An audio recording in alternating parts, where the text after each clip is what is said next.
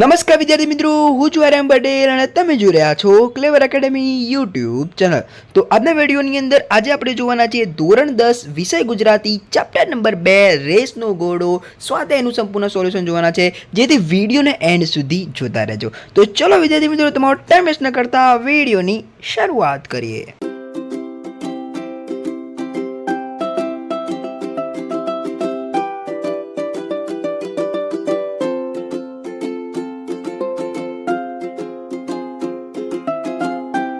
વિદ્યાર્થી મિત્રો, વિડીયોની શરૂઆત કરીને પહેલા તમને કીધું કે ચેનલને કરી દેજો સબસ્ક્રાઇબ, કારણ કે તમને વિજ્ઞાનનું સોલ્યુશન આપણી ચેનલ પર મળે છે। સ્વાધ્યાય સોલ્યુશન તમામ ચેપ્ટરના ગુજરાતીના બી મળશે, એન્ડ પહેલી પરીક્ષા હોય, બીજી પરીક્ષા હોય કે બોર્ડની પરીક્ષા હોય, તમને આપણી ચેનલ તરફથી આઈએમપી તો મળવાના જ છે।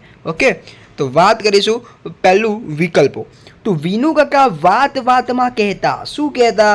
નિશાન ઊંચું રાખવું, બરોબર। ઓકે, બીજું, અંકિતના માતા પિતાનું સ્વપ્ન હતું કે તે ઉમદા માણસ બને। શું બને? ઉમદા માણસ। એક એક વાક્યમાં ઉત્તર। અમેરિકામાં રહેતા ડોક્ટર સૌરભ પાસે કોના માટે સમય નથી? તો અમેરિકામાં રહેતા ડોક્ટર સૌરભ પાસે તેના માતા પિતા માટે સમય નથી, બરોબર। બીજું, અંકિતને પરીક્ષામાં ઉત્તીર્ણ થયાની ખુશીમાં કયા પુસ્તકો ભેટ મળ્યા હતા? તો રામાયણ મહાભારતની 12 કથાઓના પુસ્તકો ભેટ મળ્યા હતા। ઓકે, તો આ હતા આપણા એક એક વાક્યમાં ઉત્તર। સ્ક્રીનશોટ લેવા લઈ લેજો, કાં તો તમે નોટ ડાઉન લખી દેજો। ઓકે, વાત કરીશું 2-3 વાક્યમાં ઉત્તર। બેટા ચાલ, બહુ મોડું થઈ ગયું। વિનુ કાકાના આ વાક્યનો ગઢાળ સમજાવો। તો વિદ્યાર્થી મિત્રો, તમને કહી દઉં, બોર્ડની અંદર વારંવાર પૂછાયેલો એક પ્રશ્ન છે, એટલે આપણે આને કહીશું પીવાયક્યુ। પીવાયક્યુ એટલે previous year question, most IMP છે, તૈયાર કરી લેજો। ઓકે, સૌરભ ભણી ગણીને અમેરિકામાં ડૉક્ટર થયો। ભૌતિક સમૃદ્ધિ તેને મેળવી, પણ તેની પાસે માતા પિતા માટે સમય ફાળવવા જેટલી આંતરિક સમૃદ્ધિ નથી। સૌરભને ઉમદા માણસ બનવામાં અને સંસ્કાર આપવામાં મોડું થઈ ગયું, તેથી ઊંડા દુઃખ સાથે તેમણે કહ્યું, બેટા ચાલ, બહુ મોડું થઈ ગયું। વિદ્યાર્થી મિત્રો, આ પ્રશ્ન મેં તમને કીધું એ પ્રમાણે આઈએમપી છે, એટલે વાંચી લેજો, કરી લેજો, તૈયાર કરી લેજો। વાત કરીશું ક્વેશ્ચન નંબર 3 ની, આપણે જોઈએ છીએ 2-3 વાક્યમાં। એની અંદર બીજો પ્રશ્ન છે, હવે અમેરિકા ક્યારે જશો? પ્રશ્નના ઉત્તરમાં વિનુ કાકાની પ્રતિક્રિયા તમારા શબ્દોમાં વર્ણવો। હવે અમેરિકા ક્યારે જશો એવા નીનાબહેનના પ્રશ્નના ઉત્તરમાં વિનુ કાકા માથું દુનાવી ચૂપ રહ્યા। એમની આંખને ખૂણે બાંધેલું નાનું આંસુ આથમતા સૂરજના કિરણમાં ચમકી ઉઠ્યું। હવે એમના પુત્ર સૌરભને એમના માટે સમય નહોતો। તો વિદ્યાર્થી મિત્રો, આ પ્રશ્ન બી જોઈ લેજો।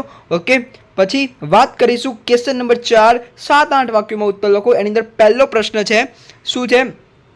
રેસનો ઘોડો વાર્તાને આધારે બાળકના ઘડતરમાં અડચણરૂપ બનતા પરિબળોની ચર્ચા કરો। તો એની અંદર રેસનો ઘોડો વાર્તાના લેખક સરસ કથાગુંથણી દ્વારા સંજય નીનાબહેનના પુત્ર અંકિત, સંજય નીનાબહેનનો પુત્ર કોણ હતો? અંકિત, એવું પૂછાય એટલે તમને, કાં તો અંકિત કોનો પુત્ર હતો? સંજય નીનાબહેન। ઓકે, વિનુ કાકા મંજુ કાકીનો પુત્ર કોણ હતો? સૌરભ। શિક્ષણ કરતાની વાર્તાનું વર્ણન કર્યું છે।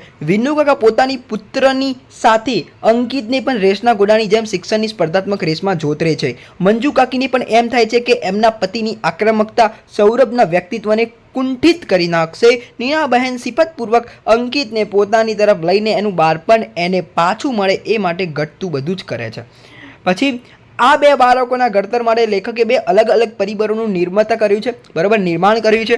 પરિબળોનું નિર્માણ આવશે, અહીંયા થોડી મિસ્ટેક છે, નિર્માણ કર્યું છે।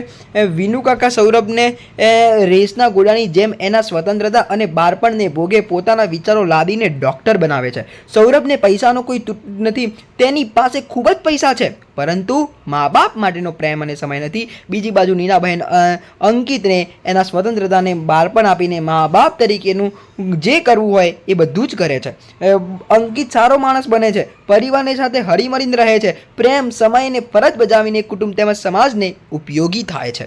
ઓકે, તો વિદ્યાર્થી મિત્રો, આ જે પાઠ છે ને સમજ્યા લાયક છે। તમે તમારા જિંદગીની અંદર આ પાઠને ઉતારશો ને તો બી બહુ જ સમજવા લાયક આ પાઠની અંદર ઘણું બધું કહી દીધું છે। સ્ક્રીનશોટ લેવા તો લઈ લેજો। ઓકે, વાત કરીશું આગળ।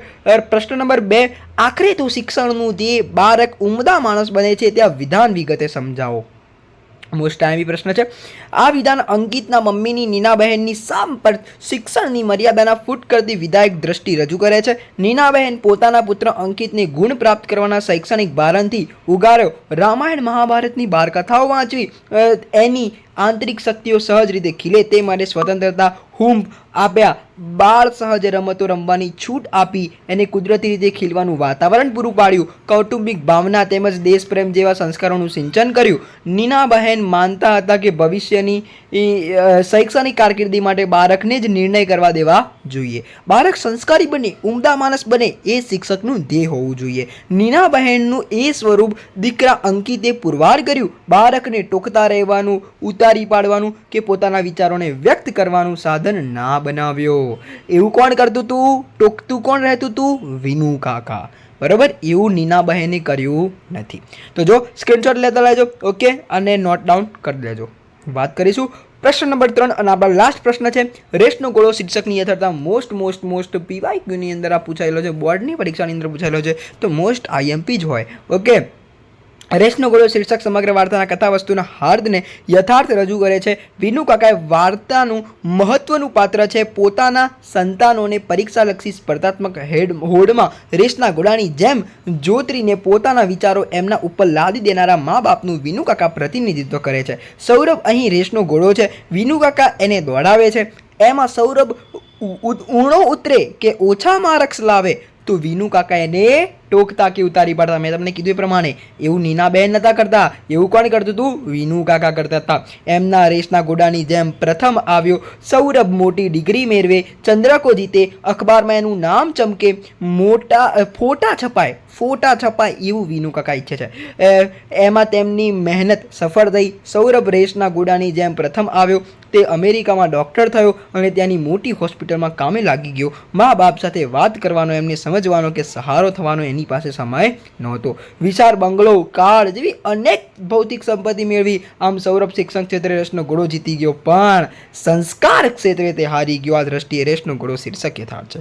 તો વિદ્યાર્થી મિત્રો, એકદમ સિમ્પલ છે. તમે આખી આની સ્ટોરી વાંચી લેશો તો તમને આ પ્રશ્નનો ઉત્તર આ મેં જે લખેલો છે ને એના કરતાં બી મસ્ત રીતે લખી શકશો, એ હું તમને ગેરંટી આપું છું. હું તમને એવું નથી કહેતો આ ગોખી નાખો, આ પાકું કરી નાખો. હું તમને એમ કહું છું જે ચેપ્ટરની જે સ્ટોરી હોય એ આખી વાંચી લેવાની અને એના પ્રમાણે તમે તમારી મૌલિક ભાષામાં ગુજરાતીની અંદર પ્રશ્નોના ઉત્તર લખી શકો છો. પૂરેપૂરા માર્ક્સ મળશે. ઓકે, તો વિદ્યાર્થી મિત્રો, આ વિડીયો સારો લાગે તો લાઈક કરજો, ચેનલની અંદર નવા ચેનલ સબસ્ક્રાઈબ કરજો, બેલ આઇકનને પ્રેસ કરજો. મળીશું નેક્સ્ટ વિડીયોમાં. ત્યાં સુધી good bye, take care, all the best.